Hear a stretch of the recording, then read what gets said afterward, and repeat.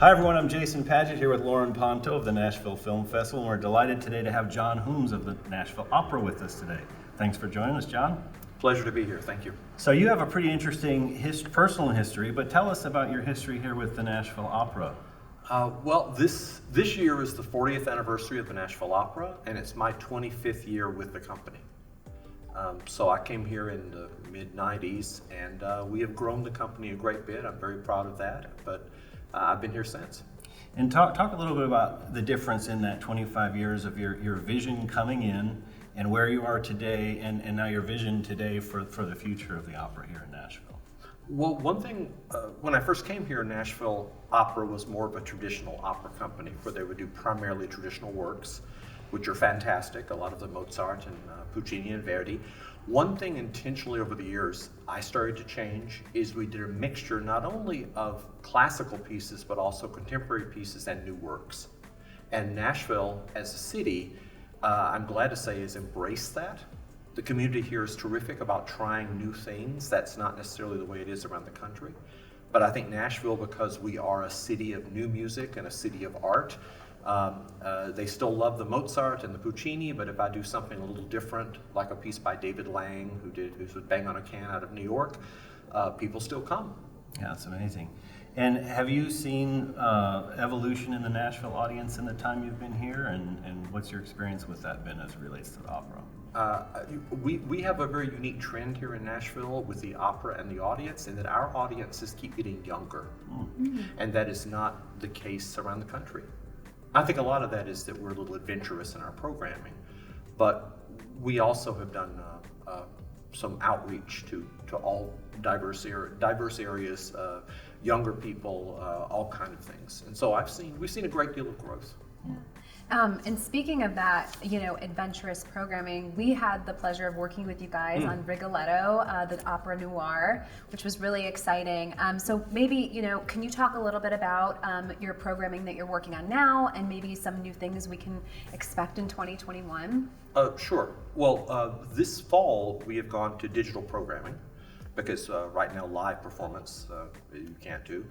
And so we're in the process right now of editing a digital opera world premiere that we created called One Vote One, which is about getting out the vote, a nonpartisan piece. We're not telling you who to vote for, we just want you to vote. And it's this really beautiful piece about a girl named Gloria here in Nashville who questions if her vote really matters in the grand scope of things, and she's visited by a number of women from the past that kind of talk to her and say, yes, it is. And so that premieres in just a couple of weeks for us. We're also doing a series of HBCU masterclasses. HBCU is Historic Black Colleges and Universities.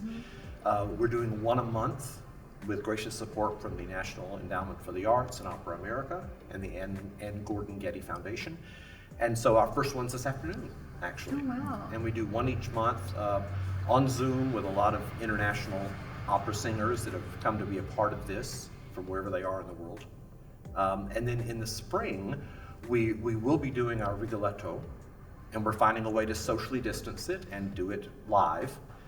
It will be the film noir version that we had partnered on, so we'll be doing that. And then in this next summer, we are producing Rossini's Cinderella, which is kind of a Bugs Bunny type take on the Cinderella legend.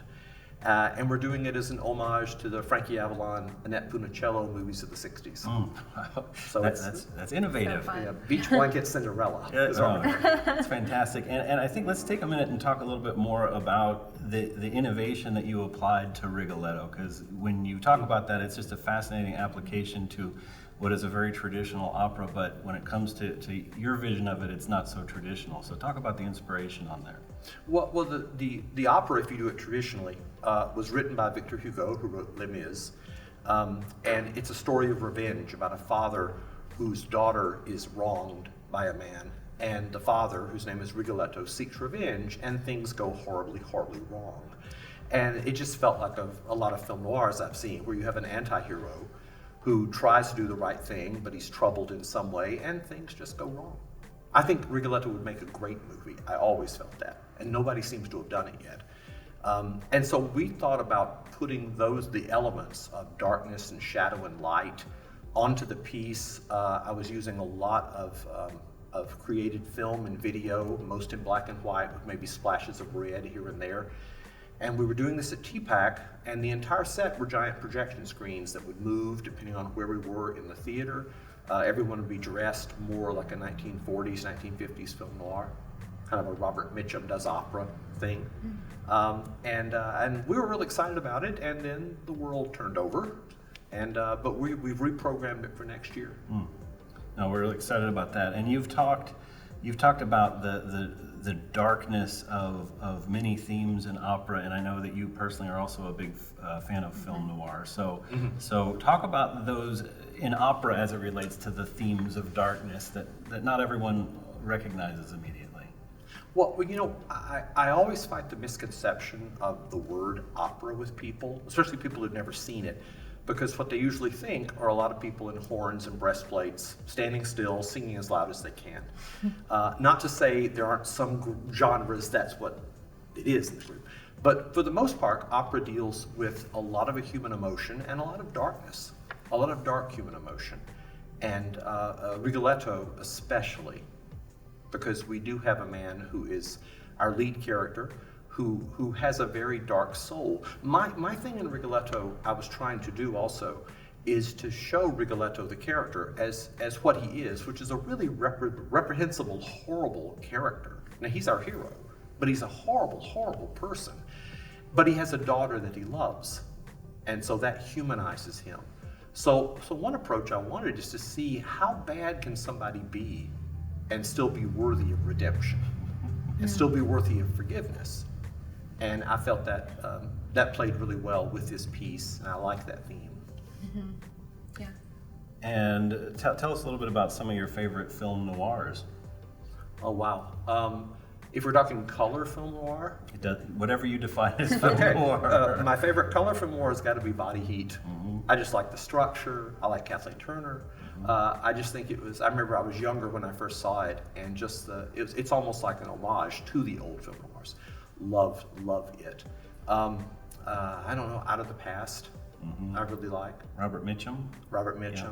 Can't go wrong with Robert Mitchum. That's a great but that's one of the favorites I have, I think. That's great. I have a question. Do you feel that film impacts the work that you do now with the opera? Definitely. Me personally, definitely. Now, I can't speak for all opera directors and people in opera. A lot of times opera is a separate thing and film is here, but I like a blending of the two. I think the sensibility too of film, I like the storytelling of it, I like.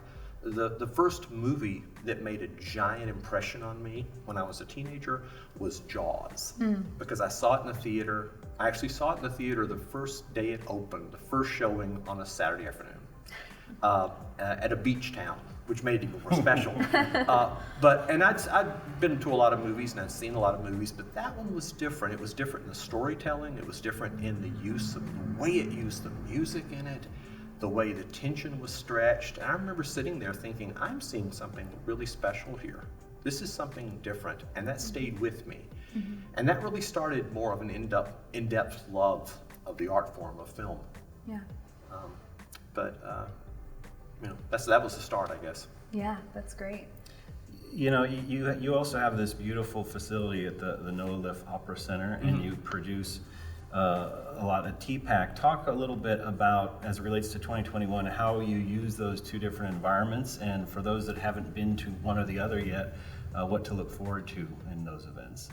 Well, we do produce at TPAC in the Jackson Hall and the Polk Theater, and then we have a studio theater that's more a black box space that seats a little less than 300 people at the Liff Center. And if we do a big classic piece such as Puccini's La Bohème, which I love, or Carmen, or the famous pieces Aida, then we'll do those at TPAC because they take a giant orchestra and we can seat a large audience there. The Polk Theater seats around 1,000 people, so we would do our smaller shows there, whether it's the Marriage of Figaro, whether it's the Barber of Seville, Gilbert and Sullivan, which I really like. We did Gilbert and Sullivan there. And then the Liff Center, the small theater, is my place for experimental works. And I have a special fondness for those type of pieces. And like I said, our audience has been great, and some of our audiences really love them. Some don't know what to think of these. I've done, I admit, some real head scratchers, shall we say.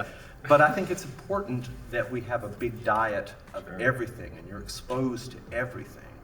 But at the Liff Center, we, most recently, a kind of controversial piece we did is we did a piece by Philip Glass called the Hydrogen Jukebox, with the lyrics by Allen Ginsberg, all his poetry.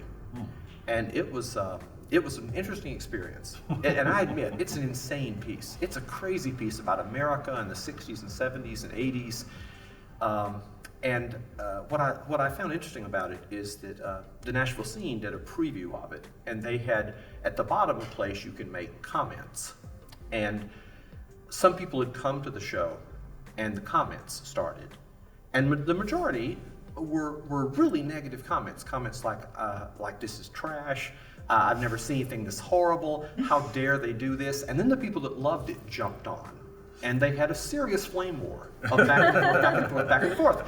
And so one person I remember, and then it kind of died down, and then one person printed, the problem here is the opera is trying to make us think these themes are okay. And the second guy put, I see your problem. The opera was trying to make us think, ... And then the flame war blew up again. Great.